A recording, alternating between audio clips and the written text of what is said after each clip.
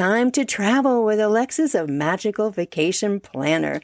Lexy is a full-time nurse, mom to 2 kids, and married to the best travel partner ever, says she. She also has 1 large puppy that steals all her snacks and socks.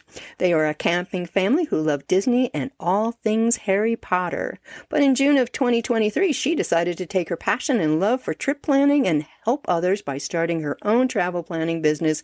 So without further ado, Lexy, you're on, and how are you? I'm doing so well. Thank you for having me on today. Oh, you are welcome. I've been so excited to get to this point. So why don't you go ahead and just, get us started. All right. Hello, everyone. Welcome to Time to Travel, where we embark on unforgettable journeys and unravel the mysteries of the travel world together. As Deb shared, my name is Alexis, but everyone calls me Lexy. And after a year of curating dream vacations, I'm thrilled to share my knowledge with all of you. Oh, thank you. So how did you get started in this travel business? Well, I first had the idea to join the travel industry a few years ago. I had just booked a Mexico vacation for about 19 of my closest family and friends. Found myself kind of delighted by the whole process. I thought I would be a little bit overwhelmed. Yeah. Kind of crazy. The only thing I found myself wishing was that I had more knowledge to really understand the ins and outs of what I was doing. I was kind of forced to stay with more of the popular brands. I was looking at Secrets and Hard Rock because those were the names that I knew, but I knew that there was so much more out there and I just lacked the knowledge to really explore further. And I knew that I really needed to invest in my education if I wanted to develop this into a career.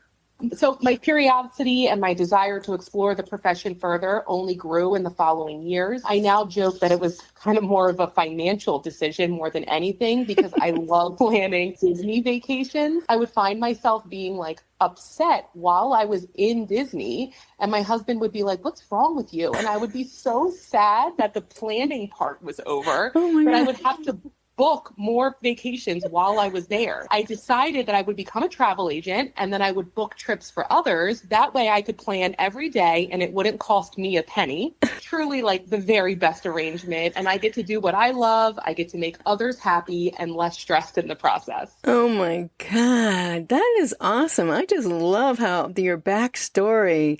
Yeah, you get hooked on something and then it's a passion and then you turn it into a side business. Good for you. So I had mentioned your family, your kids, your husband. What else with them? Yeah, I'm married to my wonderful, well, I don't know. I always laugh when people say, I feel like people always use that adjective, right? Wonderful. Right. Sure, my husband's great, but I certainly can't say that he's, the perfectly ordinary run-of-the-mill husband, right? Right. But seriously, he's a hard worker. He's an all-around great guy. And most importantly, he does share my enthusiasm for travel. And most importantly, he never says no when I suggest, let's insert secretly book Disney trips, and then I spring them on him later. And when we arrive, he always is down for putting on the matching shirts, and he matches my energy level 100%. Wow. Yeah, we have 2 pretty cool kids. They're involved in 100 different activities. I love every minute of the chaos. And as you mentioned, our favorite thing to do together is go camping. And I could probably spend an entire segment talking about our camping adventures and the joys of camping with kids.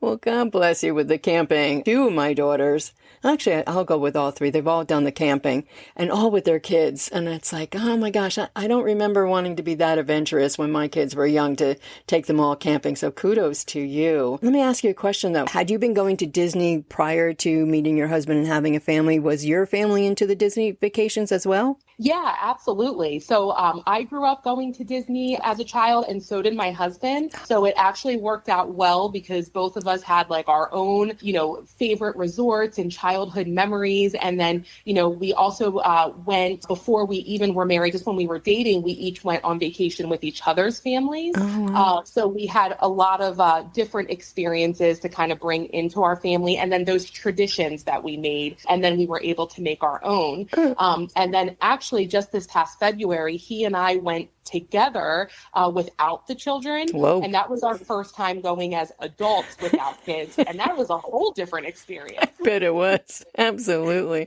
Oh, that's great. Oh my gosh. I work with the other administrator and one of the teachers, mother and daughter, and they are total Disney people, 1000% through and through. Yes. Yeah. Oh You my do you gosh. do meet people, they either love it or they hate it. Exactly. We're lovers. Yeah, So yeah, totally. Oh my gosh. So tell us, what's the most important thing that you want to share about travel advisors with us? yeah, so as a seasoned travel agent specializing in parks, cruises, and getaways, I've learned that the best adventures often start with a trusted guide. And so I always like to debunk a common misconception right from the start, and it's that it never costs a cent to work with a travel advisor like me.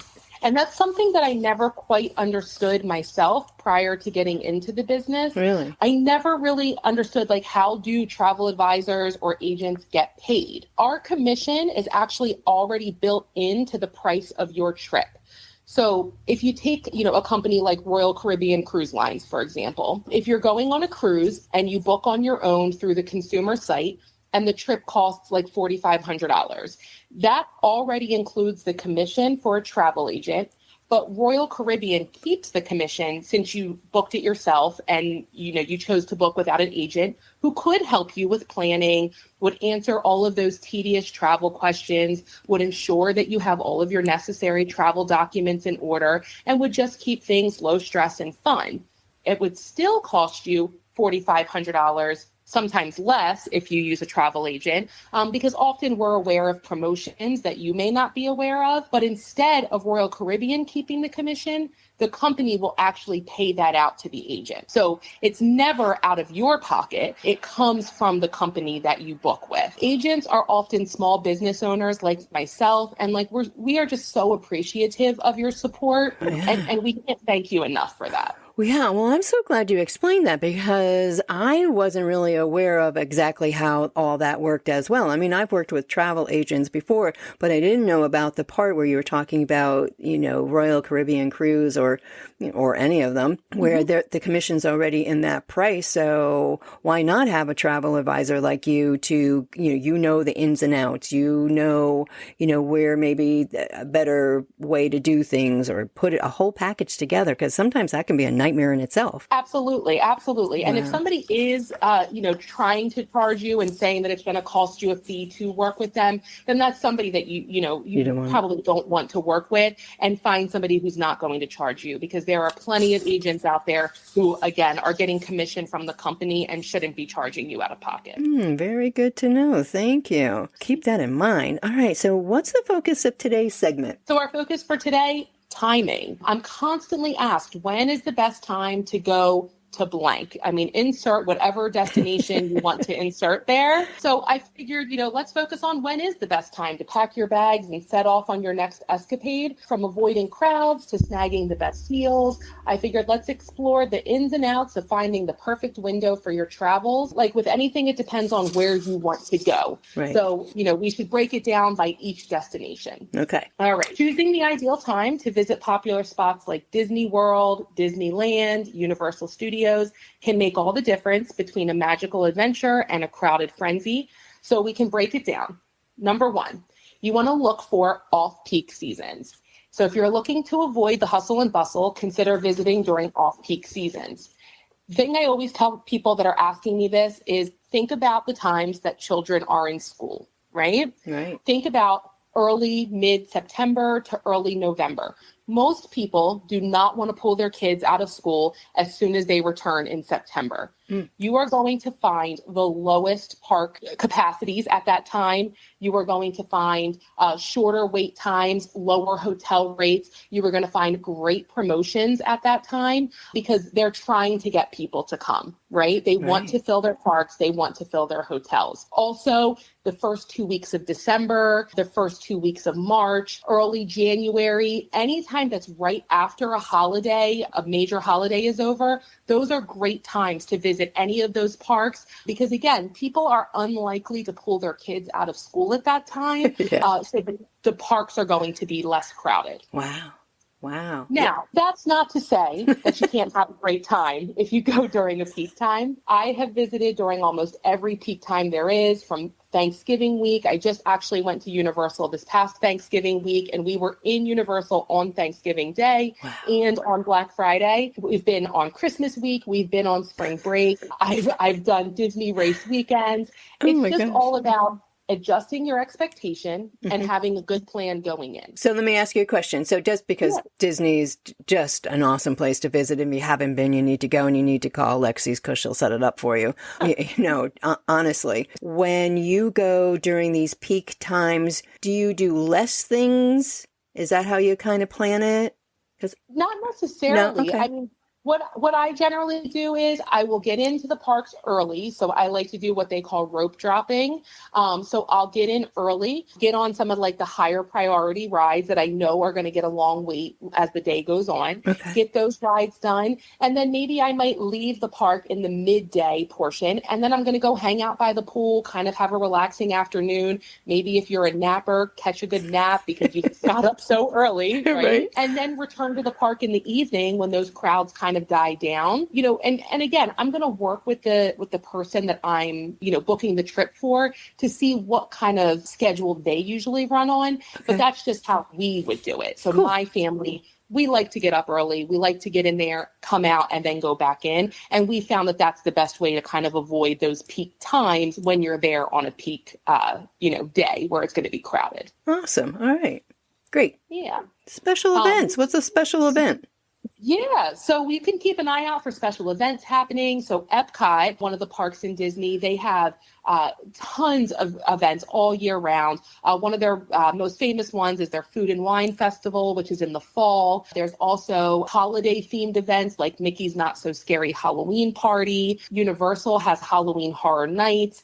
Disneyland has the Oogie Boogie Bash. There's just so many fun, unique experiences that tend to draw a larger crowd. So you do want to plan accordingly if you want to join these festivities without feeling overwhelmed. Hmm. But what's unique about these is that because everyone is so focused on the themed activities, you will actually find that the wait times on the rides are way less. I was actually having a conversation just today with a family who went last fall to Mickey's Not So Scary, and they were saying that they were able to walk on to Space Mountain 5 times in a row. And she was like, it got to the point where she was like, I had to say to my kids, like, let's go ride something else. Like we do this all night, but Oh let's my find God. something else to do. Kind of a unique experience. It's lower wait times, event that is extra special and very unique. Great. Yeah.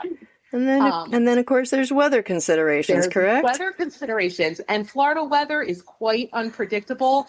I always tell my clients, like, do not stress about looking at that weather app and worrying about the rain, because every time it's going to tell you it's going to rain every day, and it might like rain for 10 seconds, Right. and and it'll change a million times before you get there. That's right. But generally, the fall and spring months offer milder temperatures and lower humidity levels, which make it more comfortable for exploring the park. Summer brings high temperatures and humidity, so you do need to be prepared for the heat if you visit during those months. It can be a little bit rainier in the summer. Again, that will kind of make people want to stay away. Right. So sometimes you can find the better promotions in the summer, making it, a good time to travel if you are trying to travel on a budget. Gotcha. And just real quick, when my two older girls, when we had taken them to Disney, and you're right about, the rain comes and goes so quickly. The girls and I were headed over to, I don't really remember because they were young, and it was pouring, and so we stopped to get rain slickers, and we had the bright yellow rain slickers, and so I was walking, they were like behind me walking, and I was hysterical laughing because I felt like the mother duck with the two ducklings behind me, but they didn't care. Yep, no. And actually, it's usually a good time because some people will get really bothered by it and they'll end up leaving the park. So if you just stick it out and like find some, a nice overhead thing Yeah. to hide under, Yeah. wait it out, and then you'll find really low ride times at that time. Hop Yeah. right on a ride and you're in business. It's exactly what happened. It was crazy because it does. It Yeah. comes and goes so quick. All right. So, what about special circumstances? Does that happen as well? It does. So if you have specific preferences or priorities, such as, you really want to see holiday decorations or you really want to celebrate a special occasion, then that's something to let your travel advisor know right up front. All of the parks will transform for festive decorations during the holiday season, but keep in mind that that's also the busiest time of the year. But they do transform the parks early out. So like we could pick a time, instead of trying to visit right, at December 20th, where it's going to, the closer you get to Christmas, it's going to get busier and busier. We could pull that vacation out closer to the end of November, where you still get the holiday experience, but maybe not with the holiday price tag or with the holiday crowds. So there are ways to work around that. Same thing with birthdays. If you have a special birthday you want to celebrate, but it happens to fall at a peak time, we could still make that birthday celebration magical, but we could work around those busy times as long as we have enough time to plan that. Wow. And this is why it's so important to work with somebody that, one, knows all about Disney and has a passion like you do, and to be able to share all, all that you have learned with all your travels back, to Disney, Disneyland. Have you, Disney World, Disneyland, have you been both? Yes. I've been to both. And the only thing I haven't done with Disney is the Disney cruise. But I actually have that booked in March because I have to experience Of course.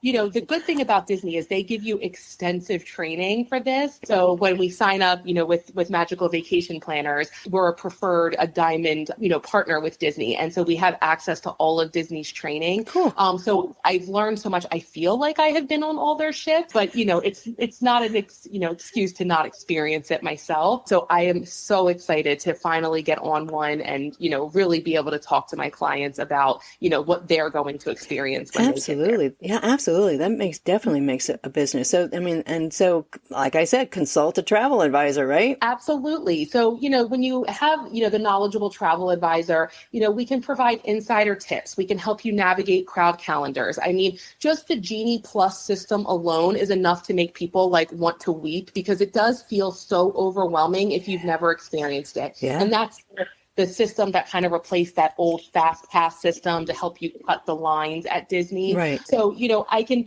help set you up with that. I can get you YouTube videos if you do want to figure it out yourself. If you're the type that's like, I don't even want to do it, can you just do it for me? I can do that too. I always tell everybody I can do as little as you want, or I can do as much as you want. You tell me how hands-on you want to be, and then I can tailor your itinerary to kind of maximize your experience. The more information that you provide about your likes and dislikes on a vacation, the better, and then you'll have an enjoyable experience from beginning to end. Wow. Yeah, absolutely. So whether you're dreaming of meeting your favorite Disney characters, or you want to explore the immersive lands of Harry Potter, or just indulge in some delicious treats, there's really never a wrong time to visit a park. So just with a little planning and some expert guidance, you're sure to create a memory that will last a lifetime no matter when you go. Absolutely. And again, having an advisor who knows the park, knows, when to go, when not to go, how to tailor your vacation with,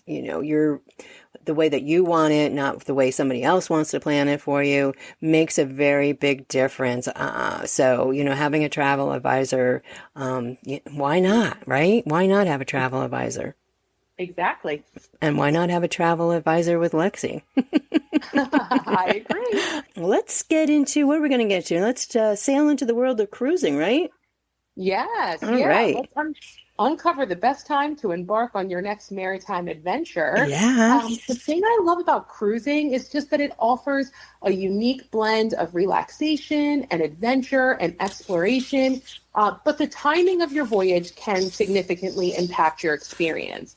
So I thought it was important to just kind of navigate through the seas of scheduling, no pun intended there. Number one, consider cruising during the shoulder seasons. And shoulder seasons is, those seasons that fall between the peak and off-peak seasons. They are typically spring and fall for most cruise destinations. So during these times, you'll find fewer crowds, pleasant weather, sometimes even discounted fares depending on the cruise line. Plus, you'll have the added bonus of witnessing, stunning natural phenomena like, blooming flowers in the spring or changing foliage in the fall. Again, just like with the parks, it's a little bit trickier for families with kids, retired, people, individuals tend to book a lot of these cruises and really get to take advantage of this, but if you don't want to pull your kids out of the school and you do have to miss the great rates and the low crowds, I get that. I wrestle with this myself, and it's always such a hard decision. I mentioned my Disney cruise that I have planned. I was looking at the first 2 weeks of December. I could save $2,000 cruising then, but unfortunately I can't go until spring break because I don't want to pull my kids out at that time. So, there is huge money to be saved if you can pull them out. Okay. Unfortunately, it's just how it is. Right. Yeah, absolutely. Absolutely. When you have Um, kids. Yeah, it's hard. So, just like with any other travel destination, peak times for cruising do mean larger crowds, higher prices, more limited availability. Peak season often coincides with school holidays, major events, popular travel times. If possible, you would want to try to avoid cruising during Christmas, New Year's, and spring break, which is usually end of March through, the midway through April, Mhm. if you want to enjoy a more relaxed experience on board. Again, I haven't cruised Disney, but I have cruised Royal Caribbean. And I would say, depending on which ship you are on, I don't think that on cruises that it's impossible to find a relaxing spot on board. Okay. There are going to be more popular areas when there's, something happening, some type of event, something exciting going on. Right. That might be something that's kind of causing, a commotion, and people are excited to be involved in that. And you might find that to be more popular, right? Gotcha. But you can always find a pool or something somewhere that can be more relaxing and quiet. Okay. Cool.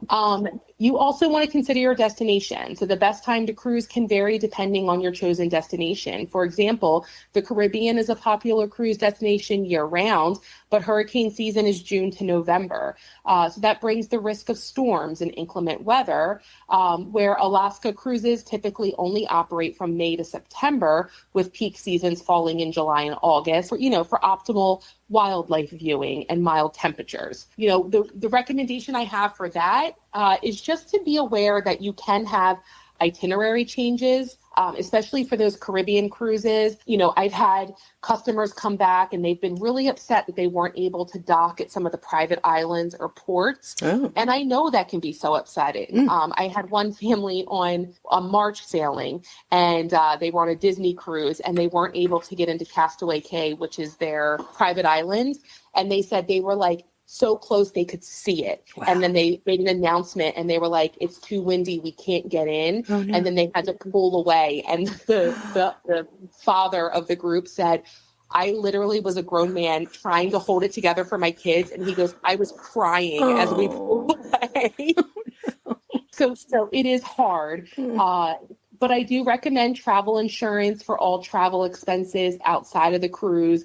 Flight, hotel, rental cars, all of that can be covered with travel insurance, because you just never know what can happen. Absolutely. Theme cruises and special events, always keep an eye out for them, especially if they align with your interests. I once had a client ask about a country line dancing cruise, and I didn't even, know that existed, but I got straight to work on researching that and, found that for her. And it was a whole cruise, centered on that. And that was super exciting. You can find food and wine cruises and music festivals and themed sailings. And there's just really something for everyone, but just be aware that these specialty cruises can attract larger crowds. They may require booking well in advance, but it's special, right? It's Right. something that is for you. And so I think you kind of tolerate the larger crowd because it's so exciting and unique. As always, just consult with your cruise specialist. They can make all the difference in planning your perfect voyage, especially the complexities of booking shore excursions and the onboard activities. I know even for myself, I'm still very far out from my cruise, but going through the endless list of what do I want to do at this port and what do I want to do here? And, what about this activity? And should I pay the extra money for this? It's really helpful to have somebody who knows, the ins and outs, and who can also tell you, like, when you get on the ship, go here first and check this out at this point. Just having that helping hand, it's just worth so much rather than being on the internet and listening to, 100 different opinions from this negative thing happened to me this one time. And, you have a travel advisor who's worked with thousands of people who can kind of pull all of that together and give you a very, well-rounded opinion on what to do. There's also group rates. So if you have a large group of people who are going, you can save money that way. And the travel agent can help you with that as well. And that's a great way to put something together and have a special event right there on the ship that you arranged yourself. Wow. Oh my gosh. There's like so much that I travel, but all these things that you have pointed out and references, unbelievable. I mean, this is, again, going back to when you have somebody that knows the ins and outs of traveling and booking, and having a travel advisor just makes it such a big difference. Come back. Yeah, we have some great music going on tonight, and I still have Lexy with me. I hope you're enjoying this, because I certainly am. I'm always up to learn new things, and with Lexy and all this information on having a travel advisor, I think it's great. So Lexy, all right, where are we? We're getting to the sun-kissed shores. Tell us about that. Yeah, let's wrap this up in the sun-kissed shores and the shore waters of the Caribbean. Let's uncover the best time to embark on your island getaway. Awesome. So like cruises, I mean, who wants to be on the beach when it's hurricane season? Right. It's essential to consider hurricane season anytime you're in the Caribbean. I mean, it's nothing you want to mess with. So again, the season runs June to November. It's unpredictable is the hardest part. Peak activity for that is usually August to October. You will find enticing deals during this time. The risk of encountering a hurricane or tropical storm is significantly higher. So for a worry-free vacation, just aim to visit outside of hurricane season, or again, just get that travel insurance and, be okay with deciding to forego the trip if you get close to it and decide that, a hurricane is coming or a tropical storm and it's not for you. Yeah. The peak season for the Caribbean generally coincides with the dry season of the region, which is from December to April. During this time, the weather is absolutely amazing. Sunny skies, balmy temperatures, minimal rainfall. But of course, if it's good temperature, you're going to have larger crowds and they're going to, skyrocket the prices. So if you want to seek more budget-friendly, tranquil experiences, try to go between May and November. Again, you're kind of playing a game here. For me, I worry about the seaweed. And again, this is a travel agent thing. I will track the resorts based on when the seaweed is worse at the beach. And I will talk to my clients about how important the actual beach is to them. Because some people are beach people, right, and some people are pool people. Right. And if you tell me that you just want to go somewhere with a great pool and a swim up bar, well, then I'm not going to worry about it, right? Right. You can figure that out. But if you are going because you want this beautiful beach, for my honeymoon, I wanted a beautiful beach. And I went to a resort that was like the number 3 beach in the world. I went during the worst seaweed time. Oh, when the no. way the ocean pulls all the seaweed here. I couldn't even get in the water. So when I'm selling, I'm always asking people. And then if that's the case, I will I will look it up and I will say, you don't want to go to this resort at this time. Let's look at something on the different side of the island. So yes, seaweed is my, arch nemesis. And I don't want you to be sitting on the beach covered in seaweed and miserable about it. Never would I have thought about seaweed. Never. Yeah. And it's something that you can't get away from, right? It's nature. It's going to be there, but sometimes it's just worse in the Caribbean. And we just need to, figure out when it's going to be better. And sometimes of the year it's better. Okay. So spring break, you can only imagine the spring breakers come in droves. So it's going to be not only busier, but it's definitely going to be a different atmosphere, right? Right. It's going to be more of a partier crowd. And if you prefer a quieter atmosphere, it's best to avoid those peak travel times. We could try to stay at a different resort. I'm going to read what the rules are of resorts. Some resorts do not allow groups to come in. Some will only allow certain couples. That will kind of drive away from the spring break crowd. So again, just knowing my clients is how I will get away from that. But if you just want to avoid it altogether, just avoid spring break. Events and festivals, again, considering the timing to visit to coincide with one of the vibrant festivals or events, the Carnival celebration, vacations, music festivals, foodie extravaganzas. There's always something exciting happening in the Caribbean, but you need to be sure to book those accommodations well in advance if you plan to attend a popular event. And ultimately the best time to travel just depends on your personal preferences and interests. Just like I said with spring break, some people want to get away and they want to have a lively experience. They want DJs by the pool, they want foam parties, they want the whole experience, and that's amazing. And I love booking those too, but other people are seeking a romantic getaway or a family-friendly vacation, maybe an adventure-filled escape. And there's a perfect time for every type of traveler in the Caribbean. So really, no matter when you choose to visit, Caribbean's warm hospitality and breathtaking scenery, the laid-back vibe, it awaits you. So I say pack your sunscreen, throw on your flip-flops, get your sense of adventure ready to go, and then send me a message so we can start planning your getaway. Because, while I love Disney and you can hear it when I talk about it, and planning a cruise is super fun. There's something about planning a Caribbean vacation, you can go wild with it because there's so many options. Yeah. And it's so much fun to plan. So, I love that one just as much. That is just awesome. Oh my gosh. So before we go any further, tell everybody how to get in contact with you, where they can find you. Yeah. So the easiest way, you could follow me on Facebook. So if you search on Facebook, Magical Vacation Planner by Alexis. I know Deb has been tagging me in a lot of her stuff, so you can just click on that and then follow me. I'm always posting, the latest deals. I try to put together different promotions that are available, or, something that I just found recently. So that's a great way to stay, up to date on what's being offered. Okay. You can also follow me on Instagram, Adventures with Bears, all together. One word, same thing. I'll post my promotions. You can also email me, which would be Herbein.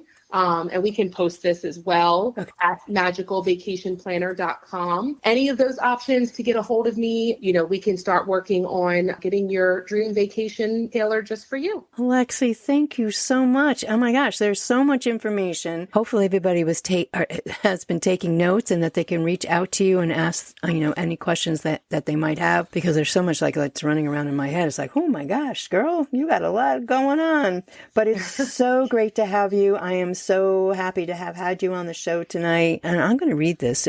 Remember, when it's time to turn your travel dreams into reality, Magical Vacation Planner by Alexis is here to make it happen. As your dedicated travel advisor, she is committed to crafting unforgettable experiences tailored just for you. And here's the best part. It won't cost you a cent to work with Alexis. So whether you're dreaming of Disney adventures, tropical getaways, or high seas exploration, let's make it happen together. Reach out to Lexy and let's turn your wanderlust into wonderful memories. Until next time, happy travels. Lexy, thank you so much. Thank you for having me. You are so welcome.